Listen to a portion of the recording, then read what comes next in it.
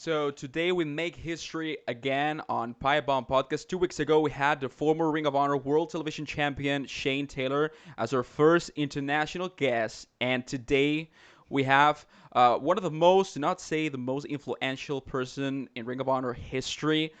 He has been the owner of ROH from 2004 to 2011. Now he serves as an ambassador for the company. We have the honor and the privilege to talk to one and the only Cary Silkin. Cary, thanks for being here in PipeBomb Podcast, and how are you doing? Uh, my pleasure. Thank you for having me on. How am I doing? I'm doing okay, despite the terrible conditions that the world is in. Uh, I'd like to tell you that I'm fantastic and fabulous. I mean, I'm healthy, Yeah, that's so great.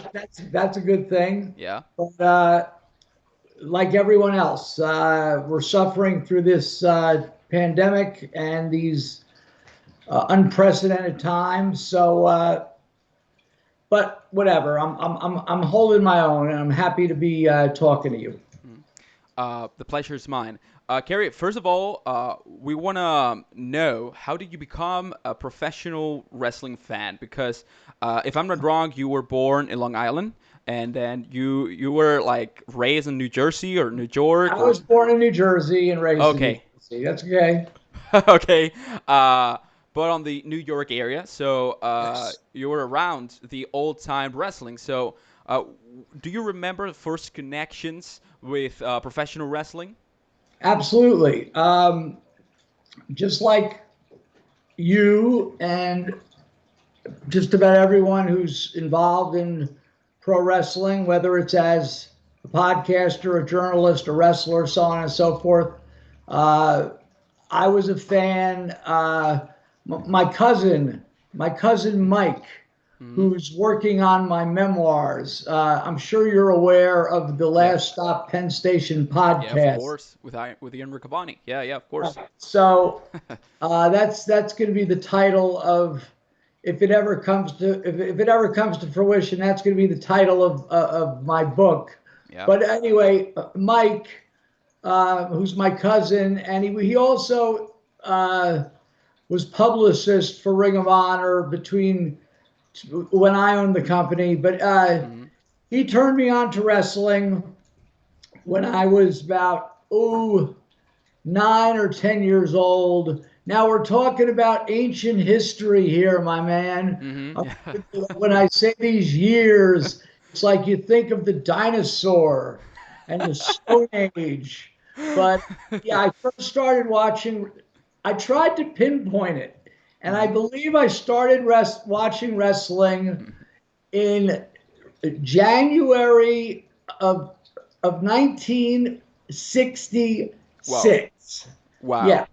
and I lived in New Jersey, Yeah. and at that time, my cousin Mike, who's 4 years older than me, and he's been a big influence on a lot of things Mm-hmm. with me, wrestling, music. He was like my big brother, kind of. And Mm-hmm. hey, you got to check out this. When I first started listening to rock and roll, you got to check out this band, blah blah blah. But anyway, Mm-hmm. a sports fan. My dad brought me up as I liked baseball and American, baseball and American football, Yeah. and Mike told me about this pro wrestling, and from the very first time I saw it, Mm-hmm. used to be on in the New York TV market for on Saturday nights for 2 hours. Wow. From the wrestling capital, they used to say, from the wrestling capital of the world, Washington, D.C. Now, Wow. this is old WWF Yeah. promotion that Vince McMahon Sr. Run. ran. Mm-hmm. So that was the beginning. And as soon as I saw it, I fell in love with it. These larger than life characters, and back then the TV show was basically just a commercial. It was all squash matches, Mm-hmm. yeah, just a commercial. to get you to go to the arena. Yeah. And which stayed that way for many years. You know, the wrestling that's presented now, or even like starting up until like before the 90s, they didn't want to give you anything good on TV. They wanted you to buy tickets.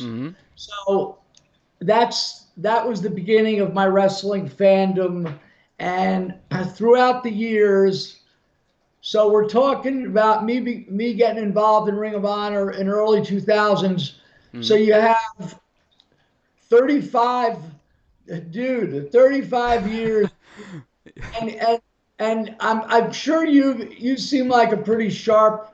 You're a sharp, good-looking young man. I'm sure even you have had periods of time where you had friends that were like, "Oh, you watch that crap?" Yeah. Yeah. Of course, yeah. We all had that. So, so I started watching, and back then the only source of information were the magazines. Yeah. So the magazines were the internet of the day. So once I was aware there were magazines, I would search my town to the different places, and I found, the various titles they had. And I would read about the wrestling from around the country. That, and I was aware that there was more than just was in New York, and I'd read about of Detroit. And the original Sheik, not the Iron Sheik, the Fireball. The original. Right. And I'd read about the Funk Brothers in Texas, Dory Sr., and I'd read about Florida, and so on and so forth. So I was very fascinated. And of course, I wanted to go to see it live. And my dad, who liked real sports, wrestling, that junk. But he was a good father, and he took me, and I got to see some wrestling live.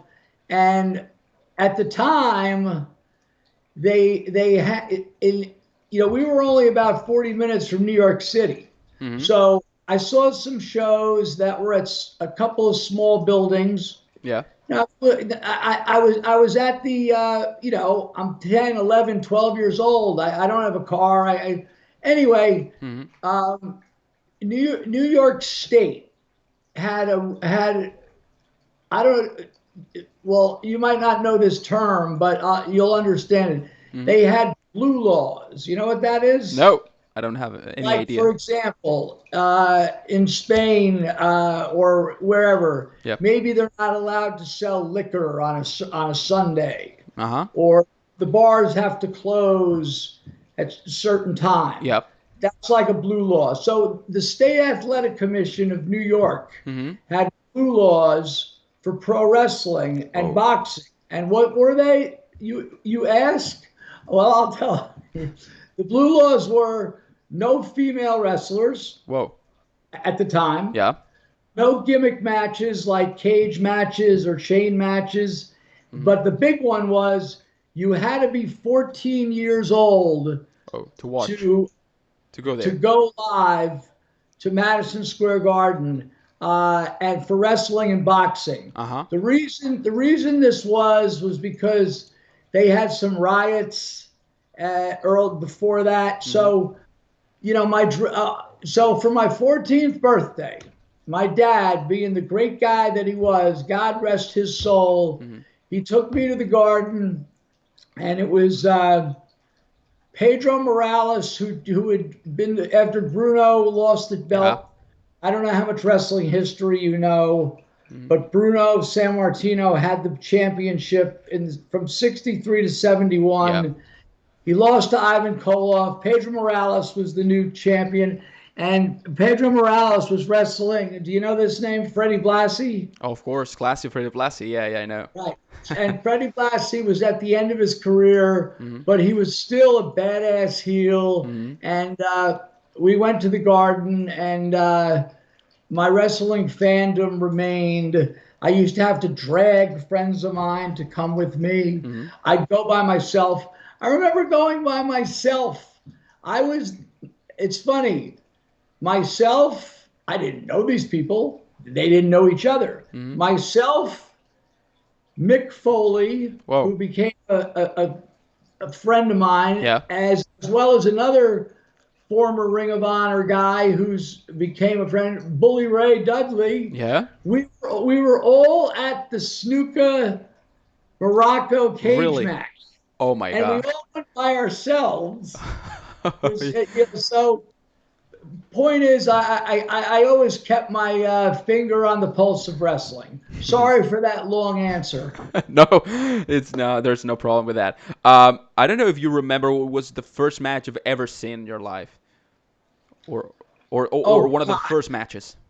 Well, I mean, in one of these TV matches, Uh-huh. I really don't know what the first one was, Hmm. but once again, they would have uh, these baby face or heels wrestling against these underneath guys. Yeah, I don't remember particularly who the first, but in that when I first started watching, it was Bruno of Sammartino. course.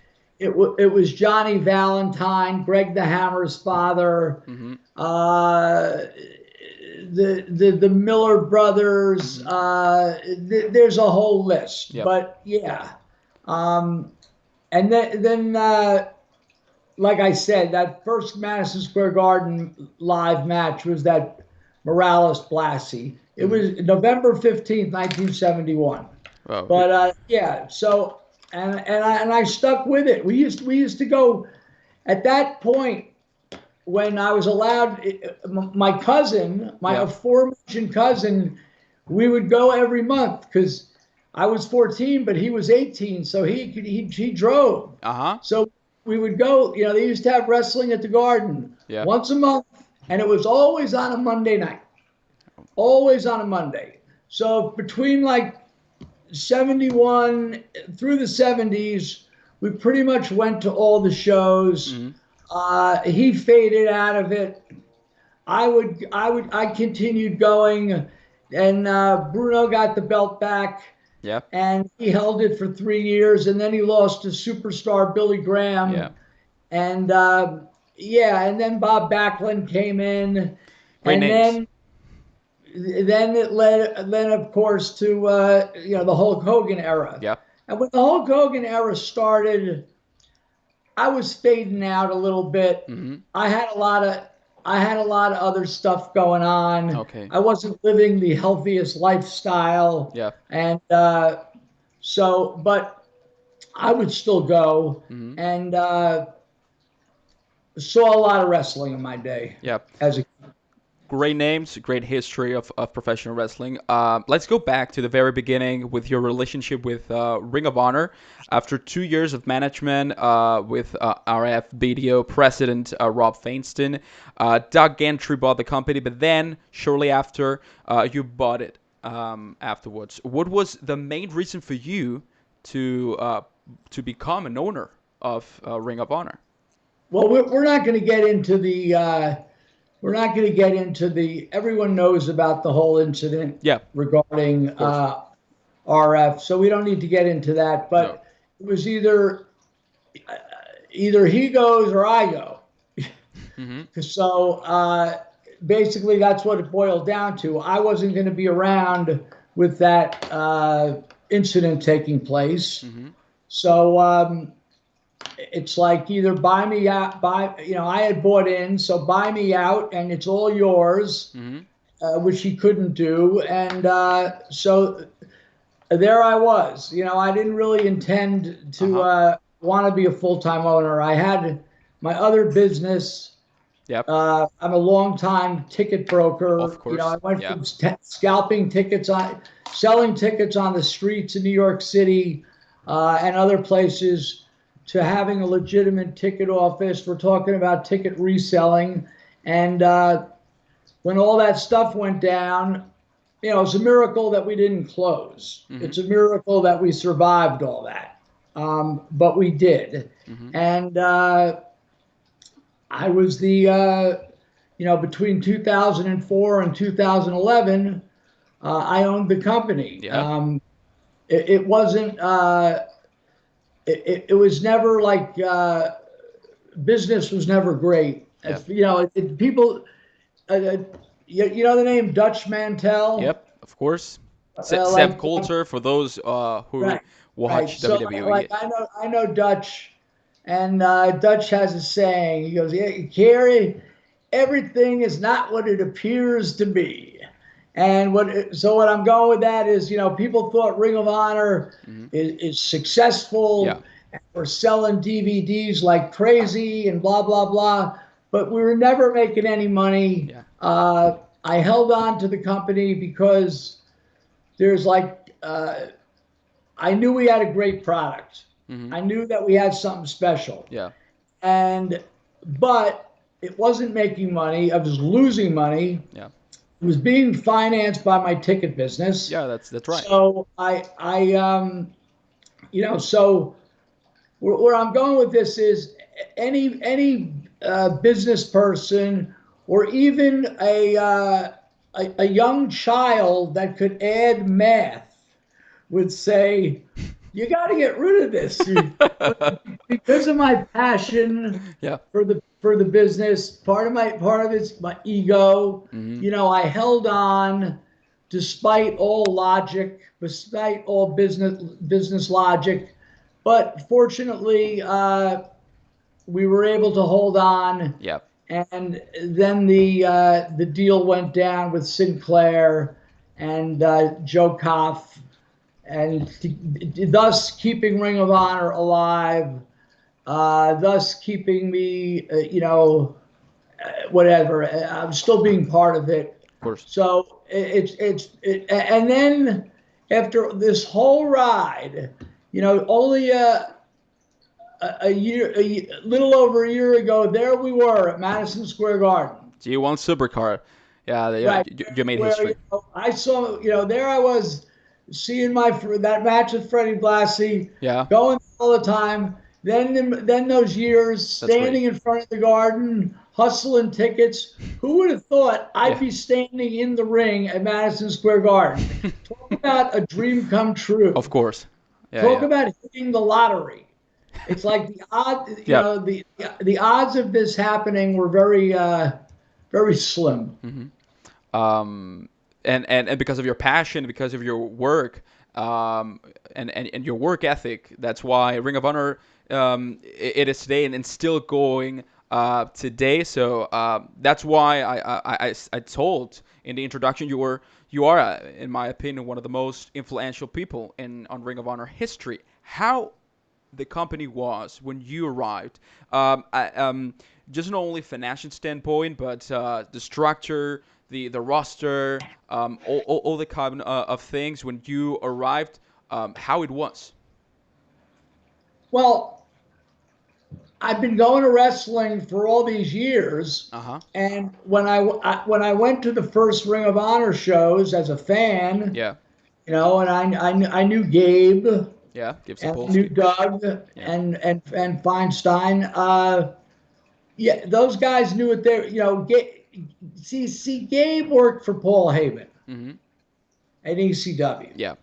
and these guys with their tape business, they had their finger on the pulse of these independent wrestlers, and Mm-hmm. ECW had just went out of business. So Yep.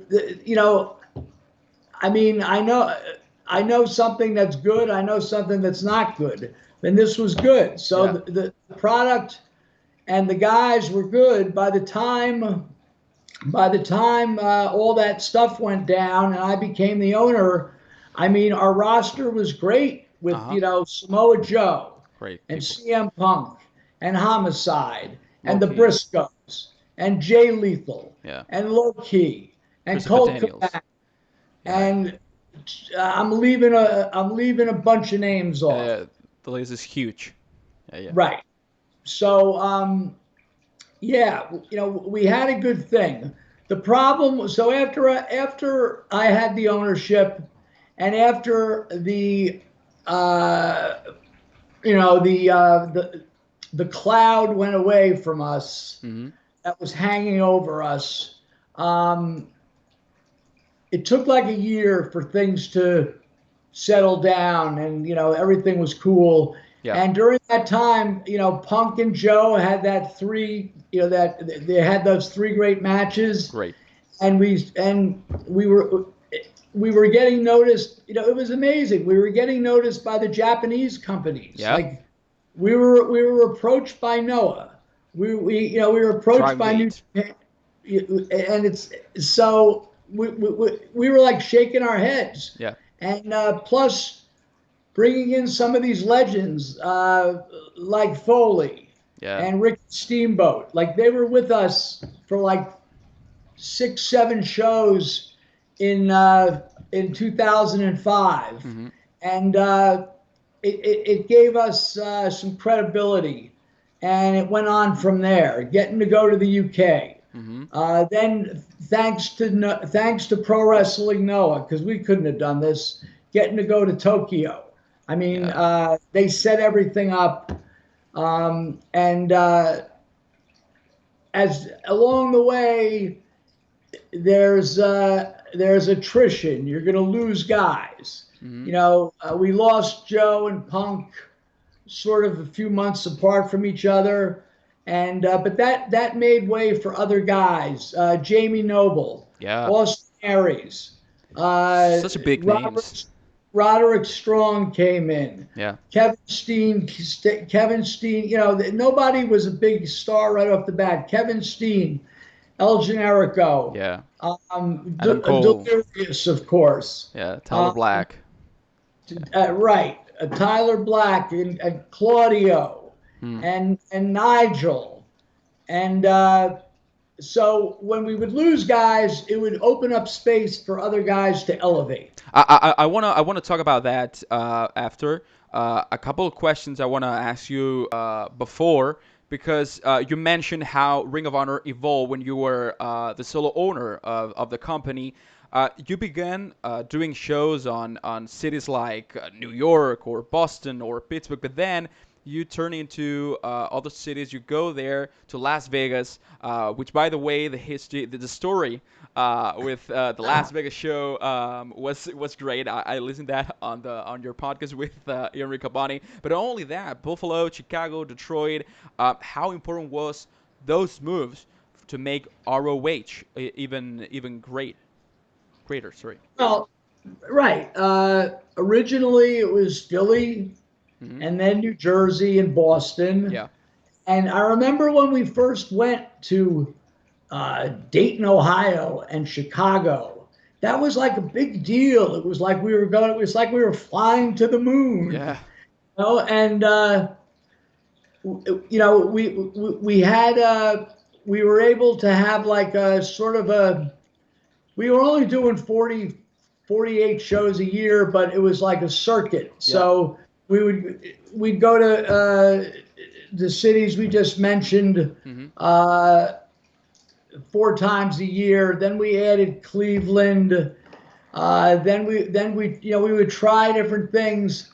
Don't forget, we were the first company, John, that did the WrestleMania thing. Yeah. In other words, now, have you ever been over here for a WrestleMania weekend? No, I don't. I didn't have the opportunity, but I will. You will. I'm so. Yeah. Hopefully, I'll still be around, and Yeah, of I course. can meet you. Yeah. But the first one we did was in 2004, Yeah. and that was WrestleMania 20. Was at the Yeah. Garden, Of course. Yeah. and we were in Elizabeth. Mhm. And then 2005 was on the West Coast. We didn't do it, but in 2006 Mhm. it was in Chicago. Yeah. So we went out and we did 2 nights in Chicago, Mhm. and I believe the next year might have been Detroit. I'm probably off. Remember? I don't Maybe remember that. WrestleMania or 23. somewhere.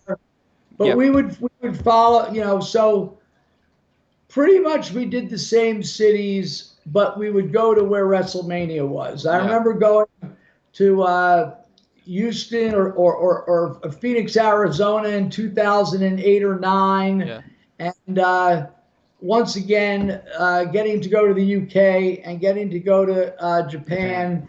And it gave us, whether it was true or not, it gave us the international presence, right? Yeah.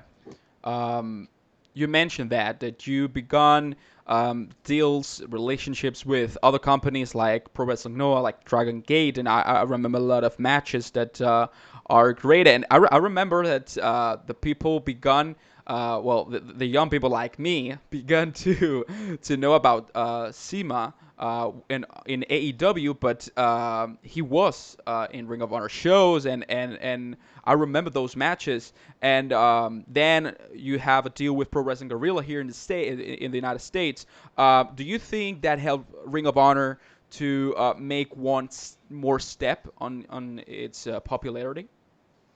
Well, definitely the Japanese Oh promotions, yeah. no doubt about it. Hmm. And as far as Pro Wrestling Guerrilla,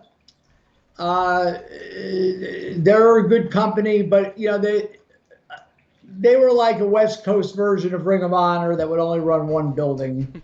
So, Yeah. but yeah, absolutely, the Japanese companies were the ones, and Dragon Gate. There were those great matches, Yeah.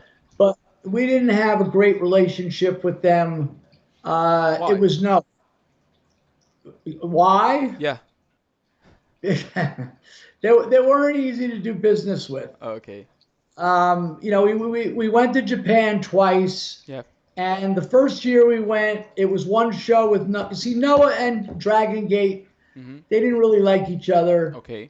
They coexisted, Yeah. and I don't think Noah was happy that we were gonna work with them, Uh-huh. but they were like, all right, well, we get it. So the first year we went to Japan, we did one show in Tokyo with Noah, Hmm. and then we went to Osaka, which is like 3 hours Yeah. away, and we did the Dragon Gate show there. So, and it worked out okay. The second year we went back, um, Dragon Gate, it was two shows in Tokyo. Hmm. Noah was nice enough to let these guys, even though they didn't want to do it. They would have preferred not to do it, but we were going to do two shows at the small arena, Hmm. which is called the Differ Ariake, Hmm. which is it's like a 1,500 seat building, and it's the training center for Noah. Hmm. So the second year, one night was Noah, the second year was Dragon Dragon. Gate, and Okay. we go over there, and Noah, they sold like, I don't know, 6, 7, 800 tickets, Hmm. and Dragon Gate sold 40 tickets. Really? Oh my Yeah, God. and Oh my God. and That's to a huge boot, difference. on top of that, Yeah. they were running a show because we were only using like 6 or 7 of their guys, maybe 5. It Yeah. wasn't like their whole roster. Yep. So it's the same night we're running. Tokyo is a huge city, Yeah. like New York City or London. Hmm. So uh, the night of our Dragon Gate show, where they didn't sell any tickets, that Hmm. was bad enough. But they were also running a Dragon Gate show like on the other side of Really? Tokyo. Oh my God. Yeah, so that wasn't cool. No, it wasn't good at all. So, Oh my so God. that was sort of the end of my Now, relationship now with I Dragon. understand. I understand why did you did that. And but the things that Noah and Dragon Gate and did to Ring of Honor, and Ring of Honor to them were great at that time for all those companies, and just make sure Ring of Honor was known just not only in the States but also in all the world. How important was your figure in Ring of Honor? Because one of the many things you did also was to make a deal with HDNet to make a weekly episodic television show. Tell us about that. Tell us about that deal and how it was. Well, Andrew Simon, who was like the right-hand man, the guy below Mark Cuban, Yeah. billionaire Mark Cuban, right? Yeah. They approached us about wanting us to do this HDNet weekly. We were like, really? Yeah. Yeah. And they were, financing. They were financing a lot of it, which was great. Mm-hmm. But the problem was, and I don't want to say anything bad about these people because they gave us a great opportunity, but they'll tell you the problem was at the time HDNet was like only available in like 5% of the households. Yeah. It wasn't on cable. Yeah. It was on in the States what they call direct Yeah. TV. So, we were uh, if we would have researched this, I wouldn't have turned them down. But we thought this was going to be a huge, oh, now we're on national TV. Holy cow, right? Yeah. But it didn't do much for business. Mm-hmm. But it was great getting to work with these guys, and I'm grateful for HDNet for giving us this platform, despite the fact that it really didn't help business that much. Mm-hmm. Let's talk about the rough times, the difficult times, because they were, of course. What was the worst moment you remember when you were when you were the sole owner of Ring of Honor? One of them. One of them. Well, the famous Cow Palace disaster. Yeah. 2007, I believe. Yeah. There was this. They advertised this giant convention, like a WrestleCon kind Yeah. of thing. Las Now Vegas. they had those, but they'd never had one in Northern California. Like you got Los Angeles is like 300 miles Yeah. from San Francisco. So they had advertised this fabulous convention with all these legends. Oh, Pat Patterson's going to be there. Greg Valentine, everybody, Ric Yeah. Flair, blah, blah, blah, blah, blah. And they were going to have MMA one night, and then they wanted us to come there. Yeah. And we were naive. I mean, like as it was getting closer to the weeks before the show, Mm-hmm. we were seeing stuff online about guys were dropping out because they didn't get paid up front. Mm-hmm. And but we were committed to it. And then on top of it, to make it worse, we wanted to do another city. Whoa. So we were like, ooh, let's do Las Vegas. Fabulous Las Vegas, right? Yeah. Yeah. We'll be rocking and rolling and having a blast in Las Vegas. So we booked a building. How do you go wrong in Las Vegas? So we booked this date in Las Vegas. Yeah. We had like maybe 100 people at the show. Oh my God. I think it was a Sunday, maybe, or a Sunday. It was a Friday. Oh, it was a Friday. And, Okay. And the Cow Palace was a Sunday. Okay. So it was as they say in the ticket business, when you have a bad show, it was a total bomb. Mm-hmm. And then we're out there, Yeah. and the word is out that this convention is a disaster. Oh my God. But we went anyway, and I decided to do the show Uh-huh. in front of. We just let anyone in. You're there. Come on in. Like there was a couple of tickets sold, but Yeah. it was like, here, go see Ring of Honor. Come on here, and that's it. Just have It was fun, cool. no?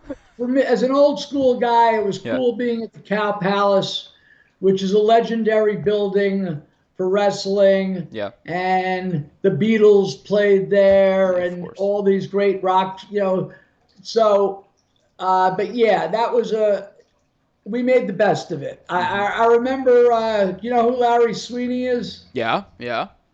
I was good. God rest his Yeah, soul of too. course. Yeah. Sweetie and I were good friends, Mm-hmm. and we had a day off in between. So we went to Vegas like 3 days early. Mm-hmm. You know, I love Las Yeah. Vegas. You know, partying and gambling, Casinos and yeah. anything you want, Yeah. no matter what you want. You know, You get here's it. the thing about Las Vegas. It's like a guy taught me years ago. It's a very slippery city Yeah. because no matter what you said, like if you said, "Well, I don't care. I don't gamble," Mm-hmm. you know, that's not going to interest me. I don't do it.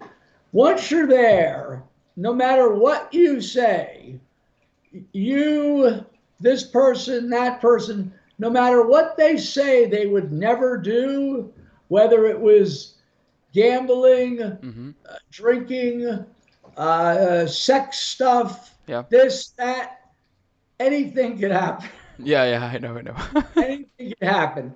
So we went there early, had a blast. Yeah. Just, you know, it was like we're walking into, it's like we're walking into a disaster, but let's have fun anyway. So yeah, Yep. that was one of the worst times, but yet we had fun. Yep. Even though I was, you know, even though I was getting my ass handed to me financially. That's how you enjoy life. That's great. On your podcast with Aaron Rukabani, you told that despite the fact, and you told us before, despite the fact that ROH was great in popularity, that everybody loved ROH and this sell the DVDs, it wasn't that good financially. Explains us what was the situation. Never made any money. Yeah. Just lost money. Lost money. I mean, we had an office. Hmm. You know, the DVD business was okay, Yeah. but it just didn't balance out. Yeah. You know, and then you know we were paying these guys. Right. You know, you're paying the wrestlers. We eventually had to get contracts on some of them because Hmm. WWE and TNA were just trying to pick guys, so we had to sign guys, Hmm. and we just never made any money. Yeah. Thank God for the ticket business. Thank God that I didn't Of course. have kids and a family that, you know, Yeah. because so I was, as my father would say, you're borrowing from Peter to pay Paul. What the hell are you doing? So Yeah. yeah, there's not much of a story to it except that it just never. All it did, not only did it never make money, it just lost money. Hmm. You Um. know, and I couldn't find anyone to buy it Oh, and that's even worse. Yeah. until thank God for Jim Cornette. Thank God for Gary Juster, Hmm. who and they knew Joe Koff Hmm. and from Sinclair, Yeah. and it took like a year to get that deal done. Yeah. Uh, and when I sold it, You were a it's happy not man. like it's not like they were paying me some, you know, millions and millions of dollars. It was Yeah. like I was just like bailing, you know, it was like take it or leave it, Yeah. you know, Yeah. and but they're good people and they kept me around Hmm. and I'm still around. The Yeah. product's still around and the product is still really good. Yeah. Thanks I don't God. know when I don't know when this is gonna air, but on December 18th Yeah. is our final battle, Yeah. our annual show of the year final battle. Yeah. Yeah. Yeah.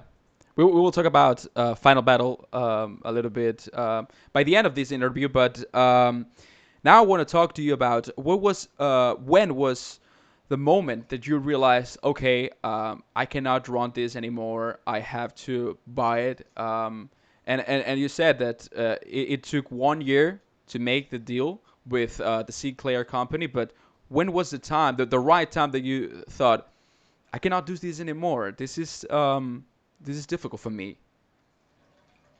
Probably from 2006 up. Oh my God. Yeah. I, I was always like, this is ridiculous, Hmm. but I held on. I knew that one day the tape library would have some value. Uh-huh. As guys were leaving, as Joe's leaving, Punk's leaving, Nigel. this right, this one's leaving, then Brian, then Yeah. Nigel, but there were no buyers. There were no buyers. I had a couple of people ask me, but there wasn't serious. And the answer to your question is during the whole time. Yeah. It's like once I was the owner, about a year later, I'm like, what the hell am I doing? Yeah. As great as it was, Yeah, it was difficult. but it was difficult, Yeah. right? Yeah, it was very rough.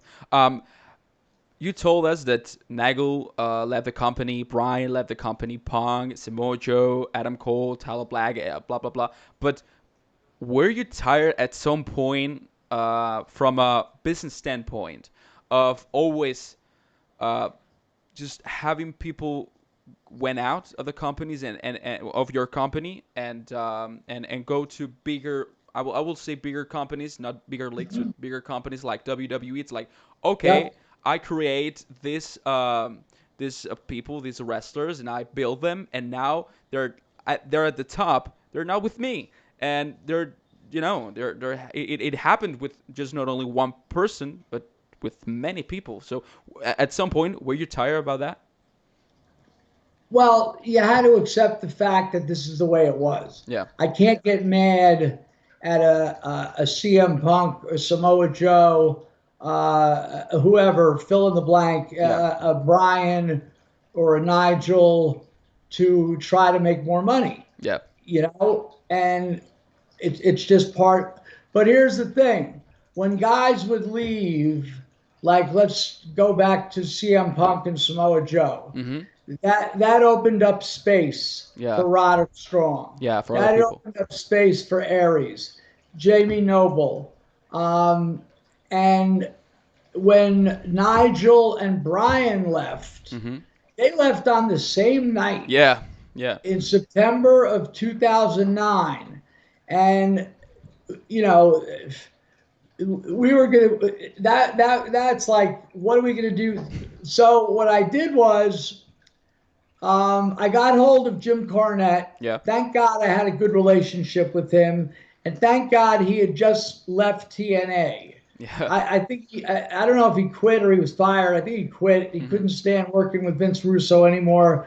But that happened like 3 weeks before that New York show. Mhm. So I got hold of him, and he met with myself and Adam Pierce, who was working behind the scenes at the time. Gabe was gone, Mhm. and we were able to have Jim come in. Nobody knew.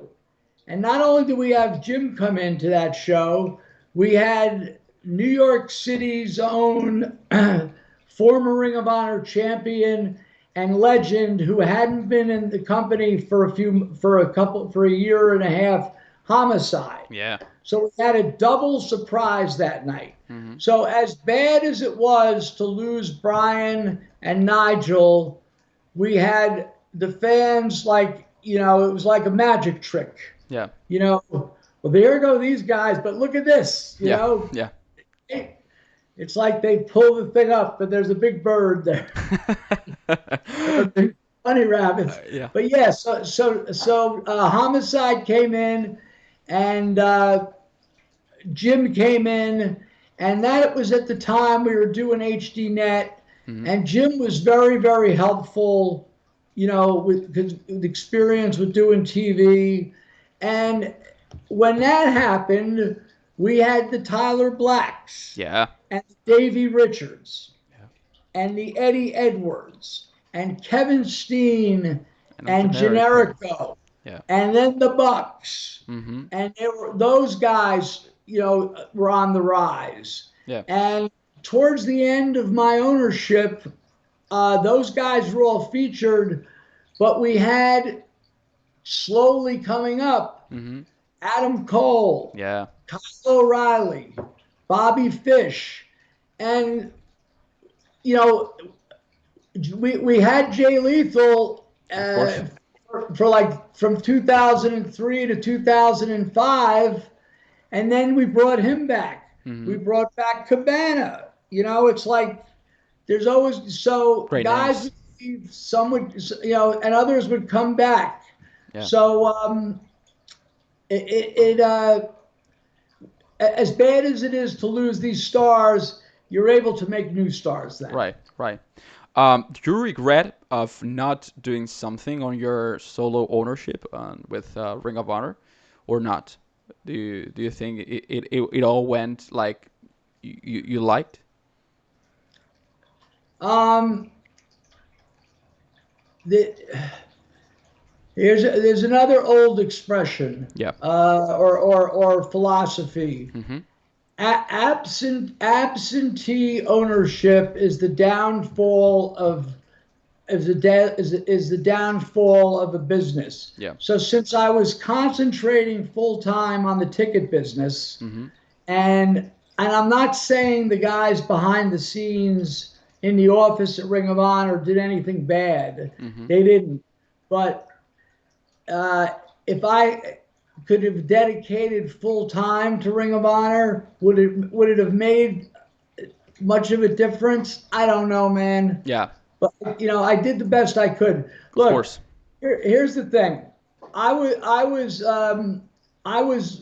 you go see a movie Yep. and it says uh, produced by Martin Scorsese Mm-hmm. or produced by Steven Spielberg, right? Yeah. And written by so and so, Mm-hmm. directed by so and so, lighting by so and so, sound. So I looked at myself as a producer. I tried to get the best guys, in the office, the best guys, working behind the scenes, Mm-hmm. booking, and try to get the best, try to get the best production that we could afford. Yep.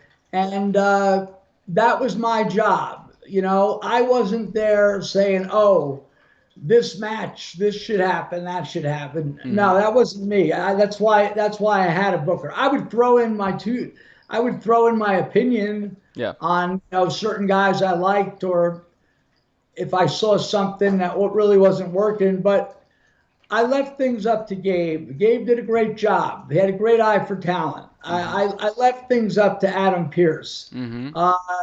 He too. He brought in the Bucks. Yep. He brought in other people. And then when he went, Delirious took over, and same thing. So I don't think there wasn't much more I could have done. I don't Mm-hmm. think. Mm-hmm. You know, Yep.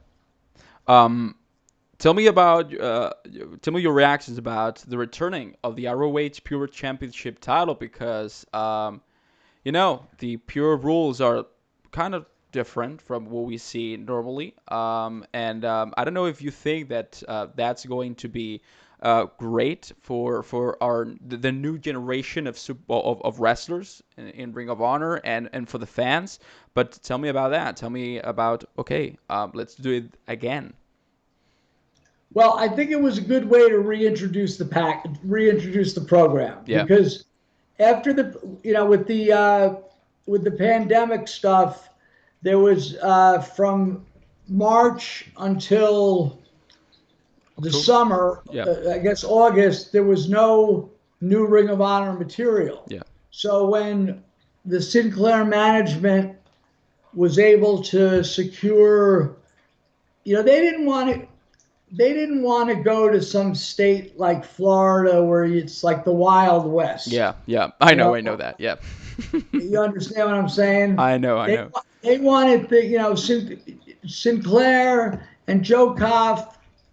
They're good people, and they wanted to do this thing. And plus, they're a big corporation, Mm-hmm. and I don't want to speak for them, but they wanted to do things safely. Yeah. So when we reintroduced the product to new matches, Delirious had the idea about let's do the pure title tournament, because what I'm seeing with my good friends, and I have so many good friends that are in AEW, that are in WWE, and I'm not, we needed to do something different. Mm-hmm. And having the pure tournament, and the way, did you watch any of the shows? Yep. Yeah, of course. So the way it All was of them. packaged, the way, they gave the promos and the backgrounds, it had a real sports feel to it. That was great. So it was a good way to reintroduce Ring of Honor to the public. And, then after the tournament, and Jonathan Gresham won, right? Yeah, right. Yeah. Okay. There's no So, spoiler about that. Right. So, the next set of tapings, we're basically establishing stuff for the final battle, bringing in EC3. Yeah, John Walters is back. Some interesting stuff. So, I would love to see wrestlings. I don't like to see any wrestling with no fans. It's me neither. Yeah. It's very tough. Can you imagine a comedian without going on stage with no people? Or even your favorite band or performer? Yeah, it would be cool to see them rehearsing. Yeah. But, you would want to see, it'd be cool to see Metallica or whomever you might, or Lady Gaga. Or whoever you might like rehearsing, but see them in front of 20,000 people, it's a whole different thing. Same with wrestling. So considering the circumstances, which are very difficult, I think Ring of Honor has done a great job. And on the 18th, everyone can get to watch the final battle. Yeah, but let's talk about that. Final battle, it's next week, December 18th. The first pay-per-view after the pandemic, and it's great. And like you said, I think the product that now ROH is giving to the fans every single week, it's great. And I love the background thing and information they give us on the Ring of Honor Pure Title Tournament. And I think that's great. And how Ring of Honor is producing its shows, because I'm watching it, and I can compare from the old, or at least production or TV shows that were on air before the pandemic, and the actual episodes. But let's talk about Final Battle. And in particular, one match for the world title. ROH is going to defend the championship against Brody King. I think it's going to be a great match. What do you think about that? Yeah, it is going to be a great match. And as sad as I am to not be there, I'm not going to be there at the show. Mm-hmm. The one thing I'm happy about is I don't have to be sitting at the ringside table with ROH, because this guy, he was dangerous. Yeah. I've sat for 18 years with crazy guys, Necro Butcher, Samoa Joe coming at you, Bully Ray, this one, that one, the guys flying all over the place, the Homicide, the Briscoes, but ROH, you had to be careful sitting there. But as far as the match, Brody King, I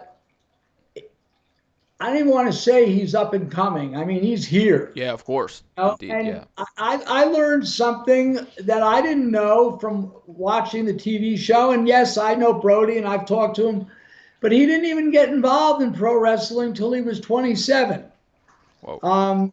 He was in a some kind of metal band, right? Yeah. And he got into wrestling. He was trained by Brian Kendricks as well as other people. Yeah. And he's huge. Yeah. And he's really good in the ring. Right. Roosh is great. He's violent. Yet he's a great technician. Yep. And I can't wait to see it. I can't wait to see it. I can wait too. I think it's going to be a great show. So check in next week, December 18th, final battle. Last question, Carrie. I know I'm taking your time. How do you want ROH to be in near future? I'm sorry. How do I what? How do you want ROH to be in the near future? I want it to be just like it is now, except with arenas full. Yeah. And we're back doing shows in front of live audiences, like pro wrestling and all entertainment is meant to be. I think we have, we have a fantastic roster, with Ring of Honor originals like the Briscoes, having a guy like EC3 come in. Matt Taven, Vinny, Flamido and Bandito, PCO. There's so many good. I'm leaving out a boatload of names here. It's unfortunate that a guy like Mark Haskins, because of what's going on, can't be there. That's a pity. But Shane, and I got to give a shout out to Shane Taylor. Yeah, he's been really on the rise, and I saw all these guys. I've seen all these guys come in from day one, and we have a good roster. AEW is great, and WWE, they're great, but you know what? Yeah. We're not bad. Oh, not at all. Not at all. That's great. And I think that the pure fans of ROH are still there, It's like, okay, when you're a fan of ROH, you're a fan forever. And that's the thing. And that's the most important thing of Ring of Honor. Carrie, thank you so much for being here. It's been a pleasure, really, to talk with you, and I really hope to meet you at WrestleMania weekend or whatever, maybe on the streets of New York. Before you kick me to the curb here, tell me. Before you kick me, before you let me go, you can watch Final Battle on Honor Club, which is a bargain. I think it's like $9.95, and you get not just the pay-per-views, but you get this, we have a library. I'm not going to say it's better than WWE's because they just have everything, but you have the whole Ring of Honor history there. Yeah. And, or you can watch it on Fight TV. So it's available around the world. In the States, it's on regular pay-per-view. And, if you haven't heard my podcast, of course, with Ian Riccaboni, it's called Last Stop Penn Station, which is not only my life and times in pro wrestling, in Ring of Honor, but my crazy stories of rock and roll, New York City, hustling the streets, and wild characters. That don't exist anymore. But so please check out Ring of Honor. Check out Last Stop Penn Station. And your book on the future. I'm sorry? And your book on the future, which is that you told us before. Your autobiography, maybe? I'm sorry, run that by me again. Your autobiography of your book. Oh yes, the book, the Last Stop Penn Station book. Yeah. And yes, hopefully, maybe it's not going to happen this April. Maybe not. Maybe a year from April. Yeah. Or wherever. Maybe you'll come over for WrestleMania, or maybe you'll come over to. I'd love to take you out in New York City, my home base. That would be great. That would be great. You seem like a man that would enjoy the pleasures of New York City. And the fun and the excitement of New York City. Yeah. Not that great of Las Vegas, but New York New York is good enough. Yeah. Thank you so much, Gary, for being here. Thank you. You're welcome.